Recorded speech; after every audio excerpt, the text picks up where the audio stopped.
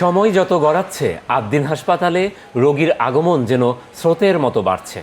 গত 1.5 মাস অপেক্ষা ছিলাম, 1.5 মাস পর আজকে আমি প্রথম আসছি আর কি সেবা নিতে। টিকিট কাউন্টার থেকে শুরু করে প্রতিটি বিভাগের সামনে এখন চিকিৎসা প্রার্থীদের উপচে পড়া ভিড়। যে দিনটা জানি সবসময় কন্টিনিউ খোলা থাকে আর এটা নিয়ে যেন কোনো প্রবলেম না হয় সেটা আমি সবসময় চাবো।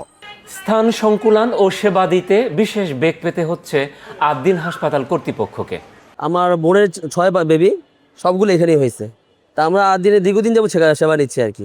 রোগীদের অভিমত, দীর্ঘ 1.5 মাস চিকিৎসা সেবা বন্ধ থাকায় চরম অনিশ্চয়তায় ছিলেন তারা।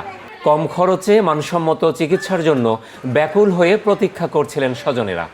আলহামদুলিল্লাহ আমার বেবি এই জায়গায় হয়েছে, আলহামদুলিল্লাহ আবার আসছে, আমরা এখন আগের থেকে অনেক ভালো সেবা পাচ্ছি। দীর্ঘ 47 দিন বন্ধ থাকার কষ্ট আর জমানো ভোগান্তি এখন ভিড় হয়ে আছড়ে পড়ছে আদ্দিন প্রাঙ্গণে। অতিরিক্ত চাপের মাঝেও রোগীদের সর্বোচ্চ সেবা নিশ্চিত করাই এখন হাসপাতাল কর্তৃপক্ষের জন্য বড় এক চ্যালেঞ্জ। এই নরসিংদী থেকে এসে ঢাকা শহরে বিভিন্ন হসপিটালে যদি যাই, ওখানে গেলে বিল দিতে হয় আমাদের 1500 টাকা একটা বিল দিতে হয়। এখানে তো আমরা কম খরচে আমি করতে পারছি, আর টেস্ট আদারওয়াইজ সব খরচই কম।